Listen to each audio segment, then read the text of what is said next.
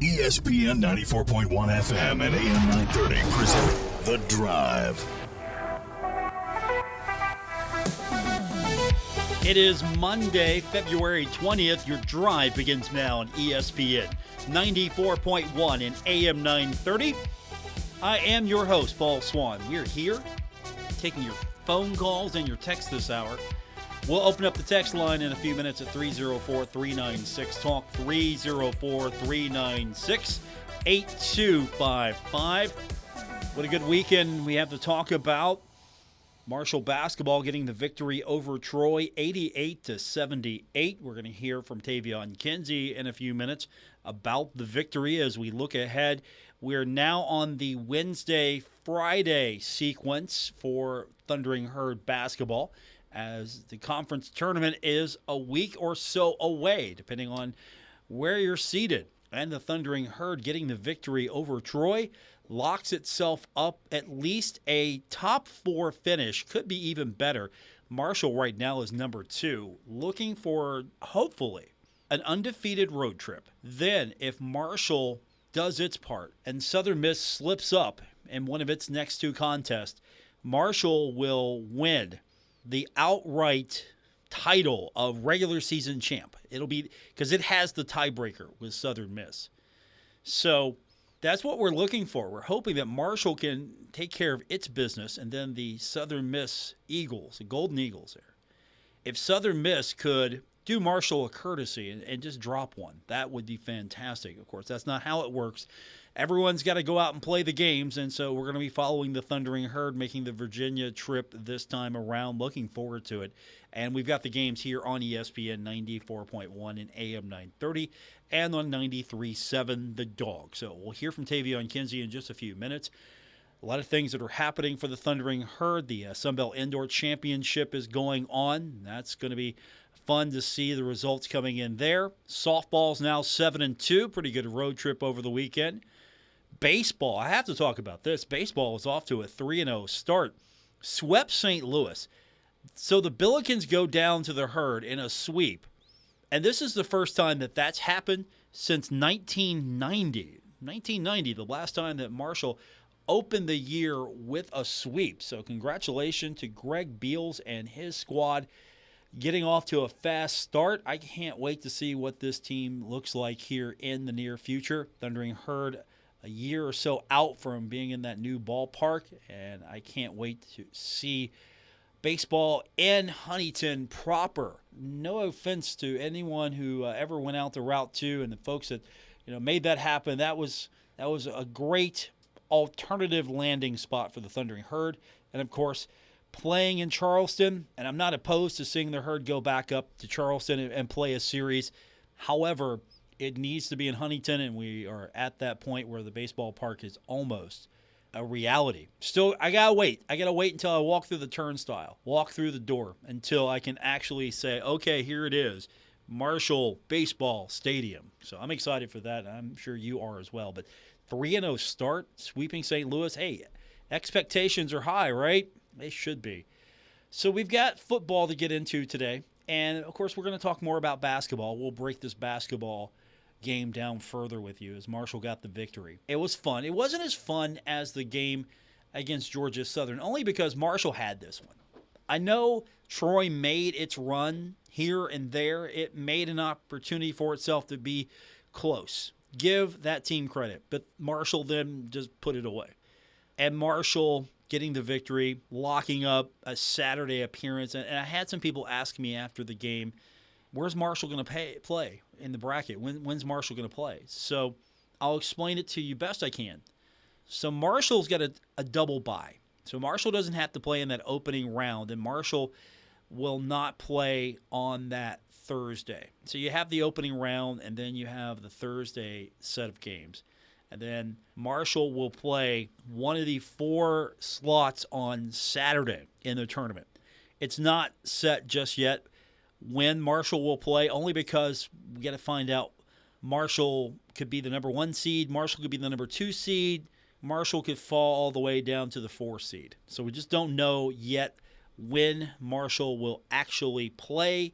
We do know the day. It's going to be that Saturday. So it's Saturday, Sunday, Monday, because Marshall enjoying a double bye. Last time Marshall had a double bye in a conference tournament, Thundering Herd went out and won it. So I'm hoping that history will repeat itself.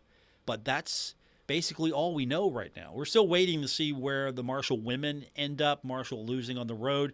We're going to hear from Tony Kemper tomorrow, so we'll touch more on what's happening with the Marshall women's basketball team tomorrow with the head coach himself, as it's getting to that point now where you're going to have some urgency. You've got 2 games left on the regular season, and then you have the guaranteed game in the tournament, and then what happens after that, it's going to be up to the Marshall women.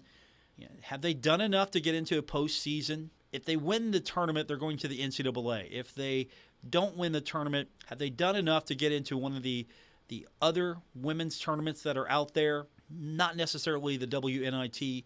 So that's a push right now. I think the team wants to finish strong and make a run in the tournament and try to get into a postseason. The NCAA is still the goal. That's not gone away. But just in case, has this team been able to do enough to get to a postseason tournament, which I think would be strong for Tony Kemper and his squad to get this team some postseason opportunity, because, again, this might not really be the same team next year.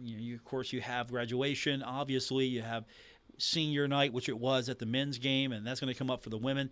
But the team that remains transfer portal, right? So you want to try to be as successful as you possibly can, and you have to re-recruit the kids. And that's something that is going to be more and more prominent. You have to retain your kids now, not just recruit them, but you have to retain them. And so we'll talk about football as well, because we've got some good news today. Speaking of retaining a coach. And did you watch the XFL? I watched the Sunday night game. It was the DC Defenders. And I like those helmets, actually. I'm not going to lie to you. I like the helmets of the DC Defenders. And I like the logo of the Seattle Sea Dragons. I just like that name, the Seattle Sea Dragons.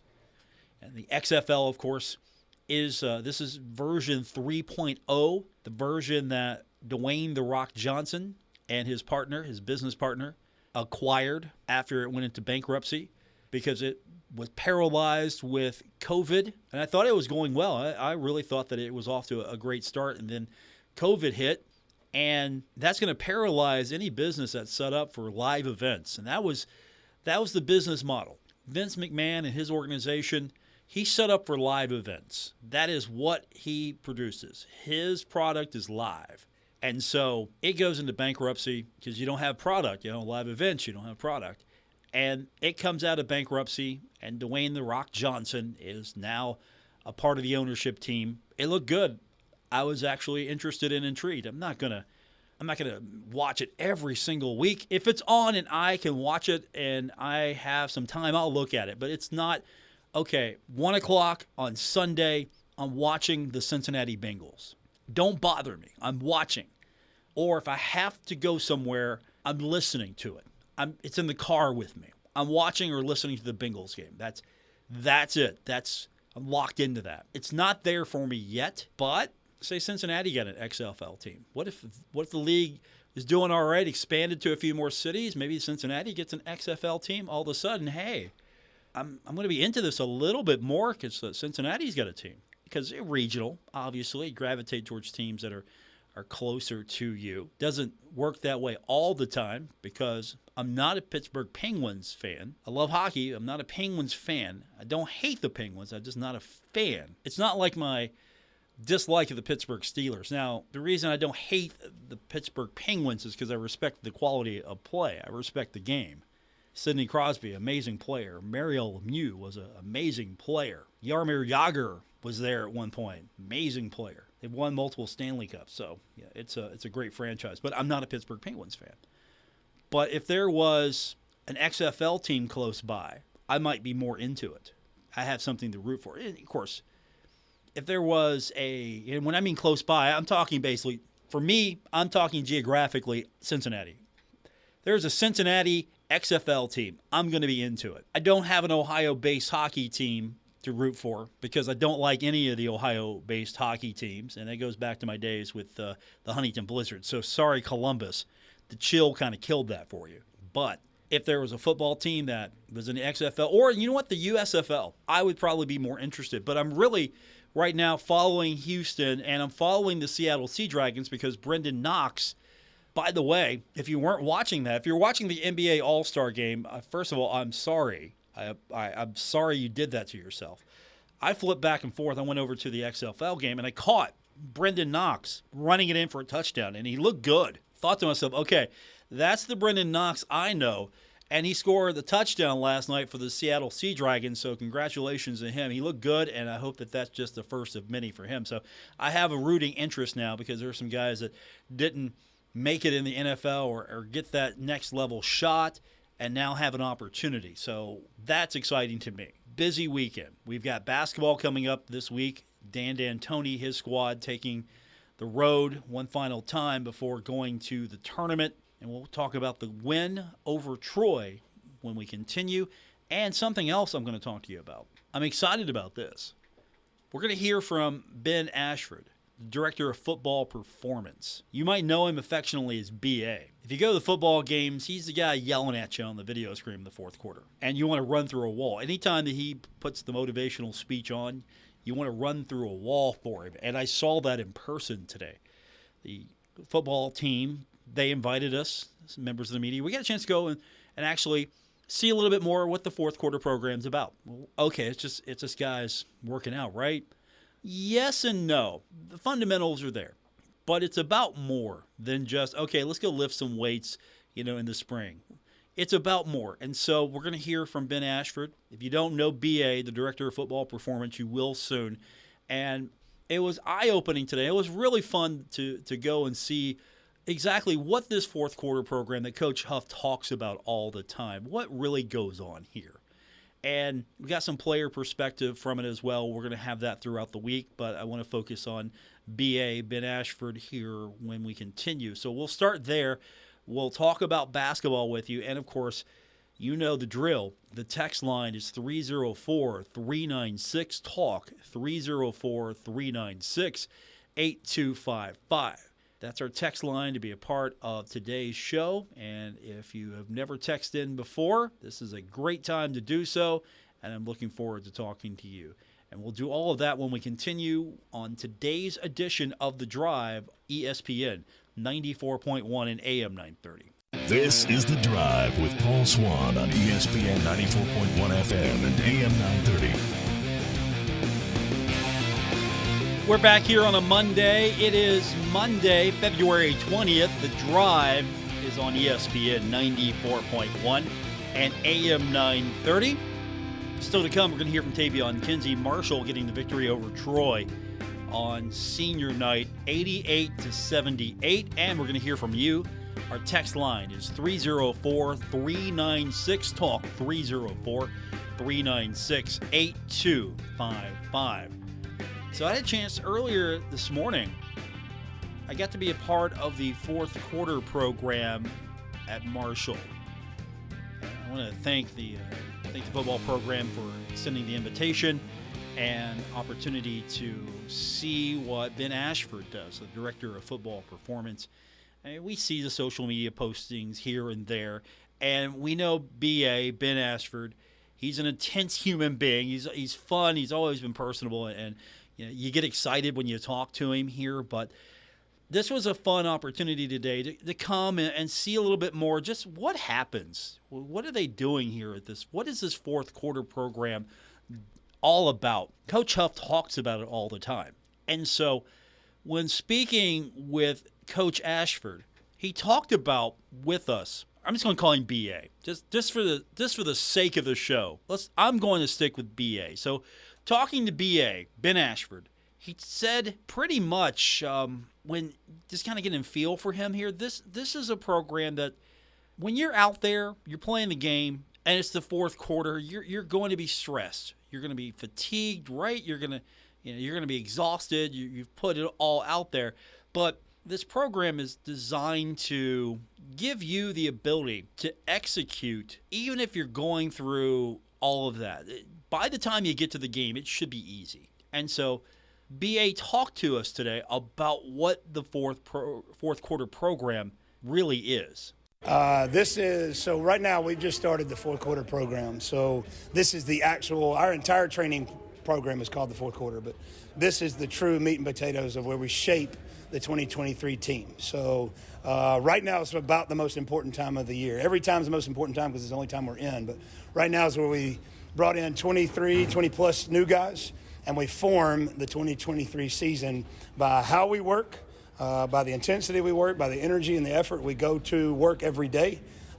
Today, or this phase, this month of training prior to spring ball is really about building up their bodies, building up the mentality of what it's going to take to finish the season strong, developing the character that we need to be able to finish the season, i.e.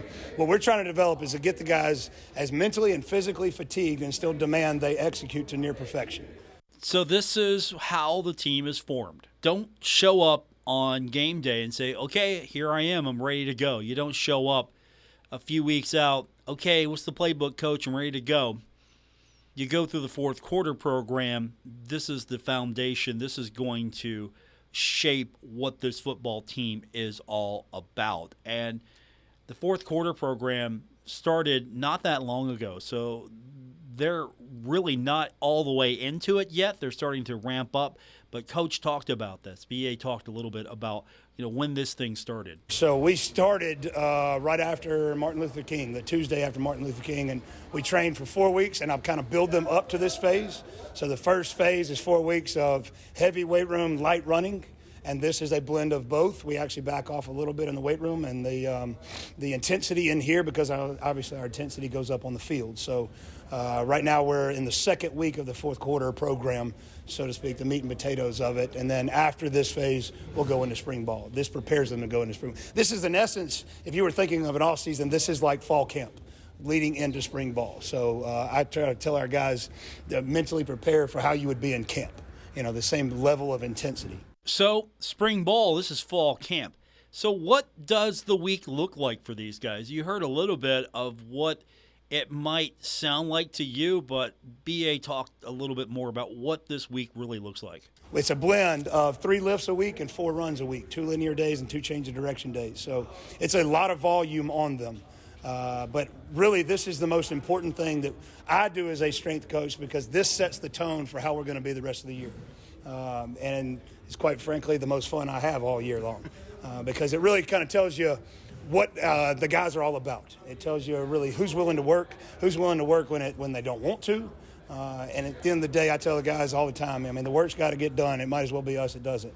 And then we're going to, when I recruit everybody, when we recruit them all and bring them in, I tell every single person that comes in this program, we're going to outwork every program in the country, and we're going to stand by that. So that's the phase we're in right now, and I love it. Now listen to that. Outwork every program in the country. Well, every coach said that, right? Everybody that's in charge of a program similar to this says that, right? That's just coach speak. Oh, yeah, we're going to outwork them, right? No, that is not coach speak because later on in the interview when we were talking to BA, Ben Ashford, the director of football performance, when we were talking to BA, he said that, and it made him happy. It made him happy to hear this, that the players that have been through this already, they know what to expect. But new guys that have come in, transfer portal players, they've come from maybe bigger programs, bigger schools, they find out that this program is harder than what they're used to at P5 schools. The difference is, when I hear a lot of, is the guys that have transferred from SEC programs to bigger programs have all said, yeah, it wasn't this hard. It was not this tough. So that's a kind of a validating test to what we do.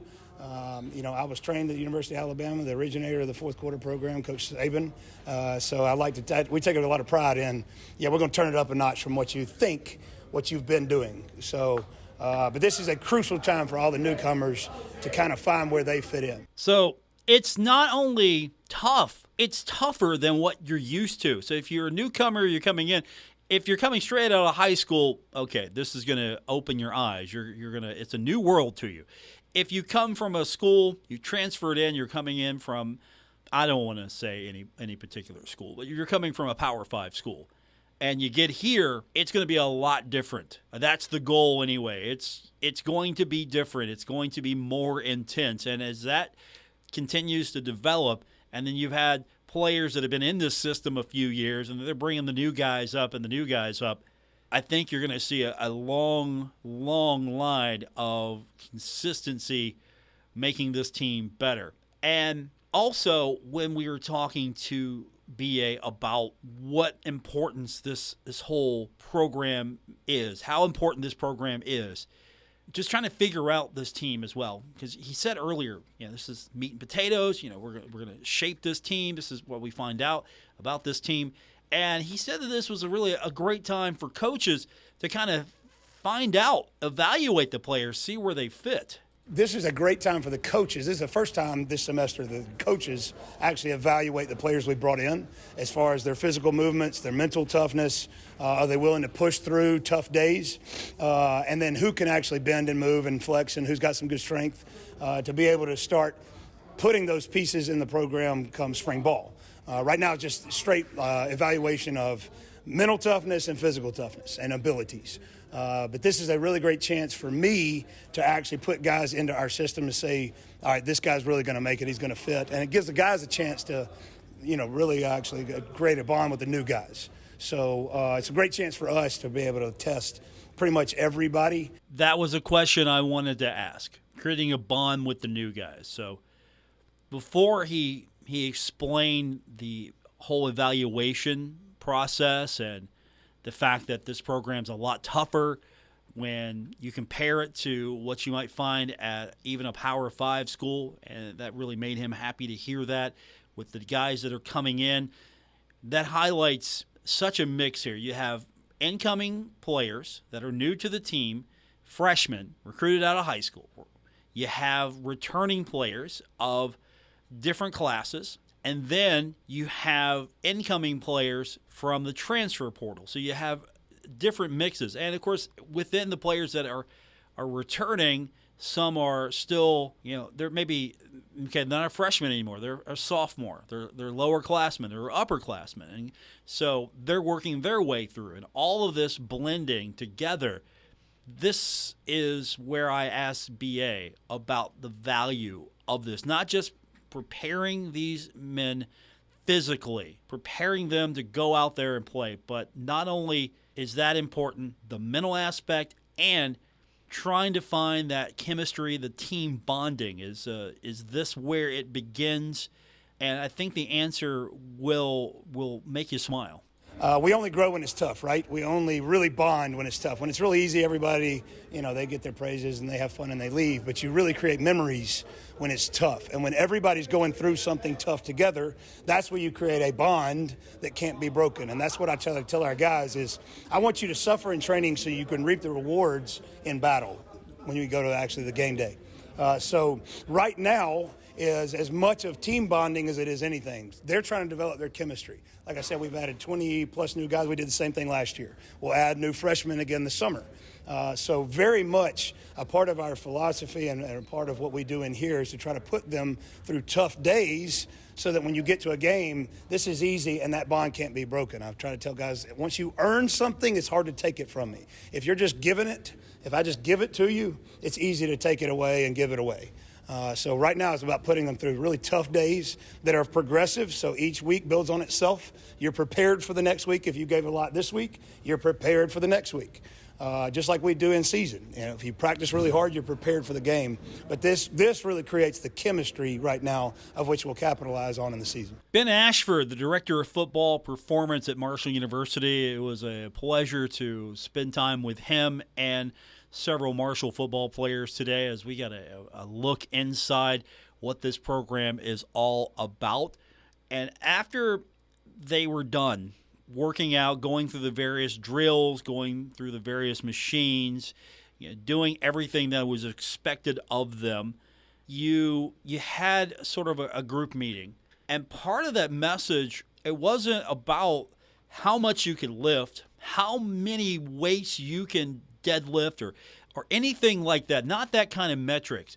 But BA wanted to stress that technique is important. The fact that you could lift something really heavy is one thing, but he's trying to focus on keeping them healthy for one and developing a full range of motion and doing it right, the proper technique, because you could do something one time. Okay, I could have one amazing feat of strength, but I'm not in a weightlifting contest with other strongmen. No, I'm on a football field and you're battling and you're not lifting weights. You're facing off against other strong, well-trained men. So technique was part of the message, and he explained a little bit further when we asked him about it, how that is or why that is important to him. In my world, you can move a lot of weight, but you can move at a very short range of motion. Or you can move something technically perfect, and it may not be as much weight, but it's more effective.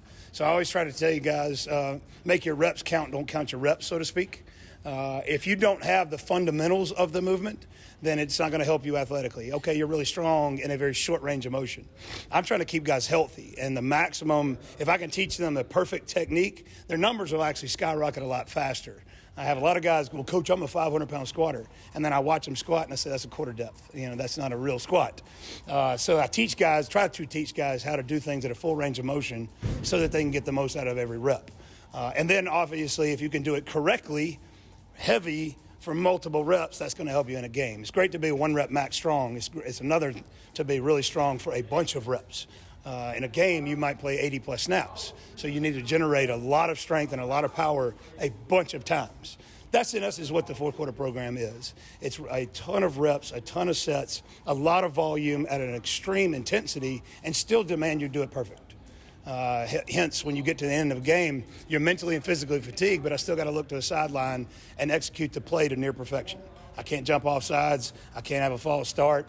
I've got to go to the right gap. All of that correlates in here, and we try to form all that in here. Ben Ashford, Director of Football Performance. A pleasure to get to go inside his world today. Marshall, very generous in letting us come in and be a part of that and to see what they do, to talk to them about this program. And we're going to hear from some of the players in the near future. This is something that you might think, okay, they're just lifting weights, right? No, it's more than that. Anybody can go to Planet Fitness and get on the treadmill, right? And that's not a bad thing for all of us to do. We should take our personal health and fitness seriously. We should get on the treadmill, sure. But this is a lot more than just trying to work out to be healthy. They're trying to forge a team. They're trying to keep these young men physically healthy, their mental well-being, working together, making sure that this is a unit that can go out and perform. And I think it's going to pay off. I think it's going to pay off because I could tell there was already a lot of camaraderie in the workouts today. It wasn't just guys going through their drills, trying to get everything done. I could tell that there was a lot of bonding going on, and it's good to see that because if they're not functioning as a team, they're not going to win as a team. And we'll hear some of the thoughts later this week from some of the players that we had a chance to talk to. So, again, I want to thank Marshall for allowing me the opportunity to come in and be a part of that today, and hopefully we'll get to do that again here in the near future. We will hear from Tavion Kinsey on senior night and earning a top 4 seed in the Sun Belt tournament after beating Marshall's biggest nemesis of the year, Troy, the Trojans. The team that beat Marshall in football, opening up on the road at Troy, beating Marshall, got them back in basketball. Marshall-Troy, 88-78 Herd. We'll talk about this when we continue on this edition of The Drive, ESPN 94.1 and AM 930. This is The Drive with Paul Swann on ESPN 94.1 FM and AM 930. Welcome back to the Monday, February 20th edition. It's President's Day here on ESPN 94.1 and AM 930. Marshall defeated Troy on Saturday 88-78, and if you weren't there, another strong performance from the Thundering Herd. Andrew Taylor with 27 points. Tavion Kinsey with 22 points. and Marshall gets the victory, defeating Troy. Second place in the Sun Belt standings, trying to catch up to Southern Miss. If Marshall can win out and Southern Miss slips up somewhere, Marshall's going to be your regular season champion, and that's something that I think a lot of Herd fans, including myself, thought was a strong possibility entering into the league. And, of course, you look at those standings, the newcomers are really strong, especially Marshall, Southern Miss, JMU. The newcomers have been really strong to this league, and I think that's going to help grow the basketball side. The football portion of this league was very strong to begin with. And then Marshall comes in and needs to, let's be honest, step it up a little bit, just a little bit. Basketball, Marshall not necessarily needed to step it up, but Marshall definitely needs to hit the accelerator and keep going, because right now Marshall and Southern Miss are almost in a dead heat for that top spot.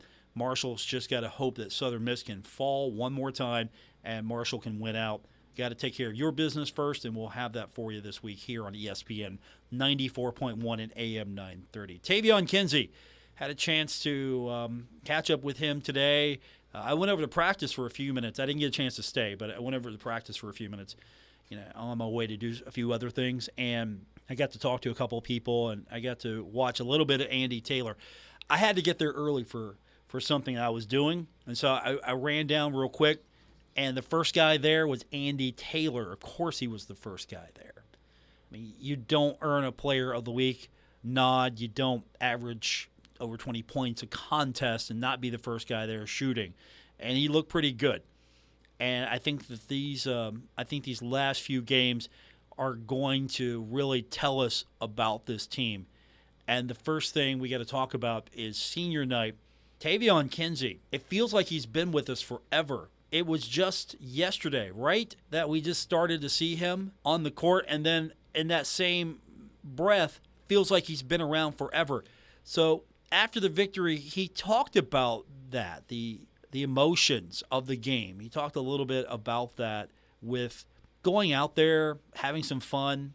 This is going to be the last time, unless we're talking about possible NIT, this might be the last time we see Tavion Kinsey on the home floor. And he was asked, one of the questions he was asked is just about, the emotion of the game. And, Tavion, he's going to be that dude. Or there's a kid, he's going to high-five somebody. If there's a kid that maybe that's the first time he's seen a Marshall game, Tavion's going to be that dude and maybe be that kid's favorite player. He talked a little bit more about that. I feel like a part of the game is sometimes it's entertainment. You got to know when to do it at the right time.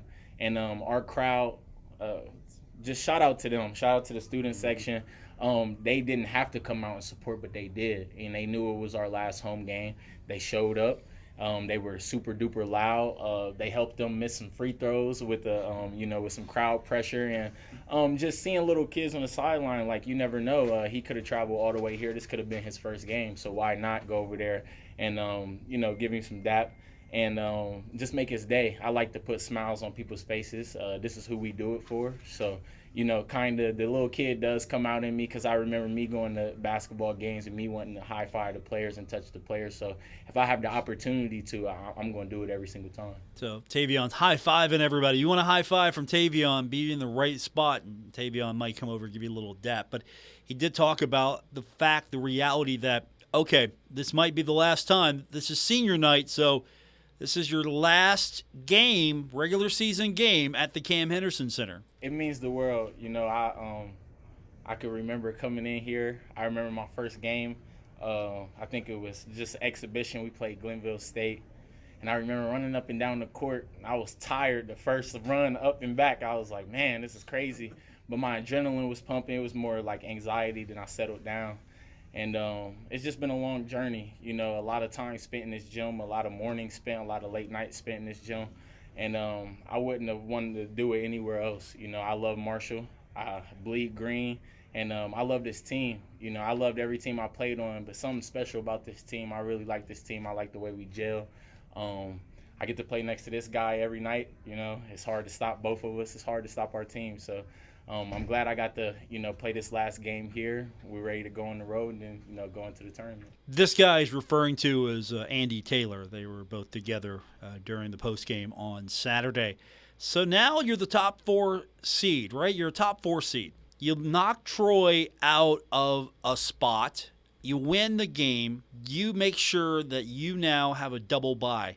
I think Tavion was pretty happy about that. That's great. You know, especially coming from Conference USA, having the season that we had last year, we was looking at 4 or 5 games to get to the championship. And so now it feels good to, you know, walk in the tournament and be one of those top teams. But it puts a target on your back. You got to be ready, you know. So we'll finish out this regular season just like we do, one game at a time. And then when the tournament time comes, we'll be ready. And one final question that Tavion talked about on Saturday or answered was the defensive play of Obinna and Achille Killen.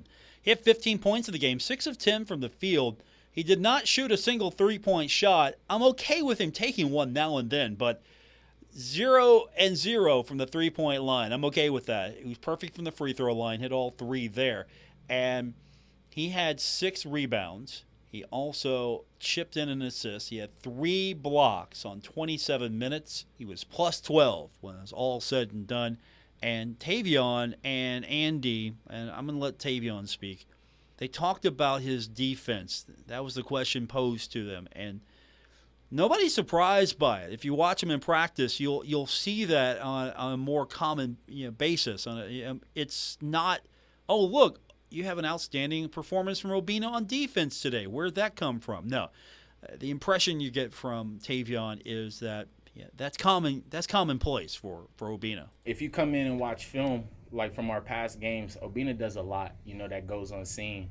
And he's been here. I've watched him grow. I watched him come in as a freshman. And we put a lot of pressure on him, but he accepts it. He steps up to the challenge every night. And, every night might not be your best night, but tonight he came out, he played well. We used him a lot. When we got a guy like that with so much energy, he's very strong, so when he's playing at his best, we're doing what we're supposed to do. Cam is shooting the lights out. It's pretty hard for us to stop, but hats off to Obinna. He played amazing defense, especially on that last one. It's been a long time. He has to guard sometimes, so he finally used his length and got the block and then got the steal after the block, which is even more amazing. So hats off to him. Tavion Kinsey, Marshall defeating Troy 88-78. Tomorrow on the basketball side of things, we'll hear from Tony Kemper, the head coach of the Marshall women's team, and we'll also hear more from my experiences attending the fourth quarter program. That's all coming up on tomorrow's edition of The Drive. Our final segment is coming up. We'll take some of your texts. Plenty of time for that. 304-396-TALK, 304-396-8255. I'm your host, Paul Swann. This is The Drive on ESPN 94.1 and AM 930.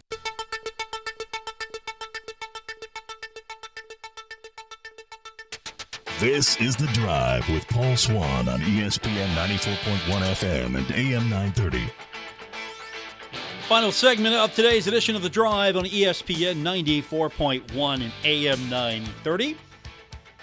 Thanks for tuning in. We always take your text at 304-396-TALK, 304-396-8255. Texter writes in and says, I love all of the XFL action. I'm a big Brendan Knox fan, but go Defenders. Obviously, someone is a Washington Commanders fan rooting for now the DC Defenders. And I'm going to take Seattle just right now as my XFL team. I'm not 100% locked on any particular team. I got to still see what the USFL looks like this year, see if I'm going to latch onto a team there. I'm in hockey mode, man. I'm just going to tell you that right now. I'm in hockey mode. That is my getaway sport. That's the one where I can just be a fan, and I got Rangers hockey to take me all the way, hopefully, to the Stanley Cup. We will always take your texts. We can do that every day during the show at 304-396-TALK, 304-396-8255. So every day, keep the text line open. We've got a lot to talk about this week. Marshall back on the road. The Herd's going to be on the road rest of the way until either the NCAA tournament or possibly a NIT bid. And what I mean by that is, if the Herd's going to be in the NCAA tournament, I think we're all going to see the Herd again at home because there'll be Selection Sunday. Obviously, Selection Sunday. we'll know. We'll just know right away. However, always that strong possibility of an NIT bid. If Marshall, for whatever reason, wins the regular season crown and doesn't get the Sun Belt Tournament Championship tournament, there's that NIT bid, and the Herd could play host to several teams. We'll find out. We've got a week to go before the tournament. It all gets started again on Wednesday at James Madison. This game's going to help determine a lot. And that's going to do it for today's edition of The Drive on ESPN 94.1 and AM 930. I want to thank Marshall Athletics this morning as well for being such a gracious host and allowing us to take part of the fourth quarter program. Back tomorrow. We'll do it all over again here on ESPN 94.1 and AM 930. Have a great night, everyone.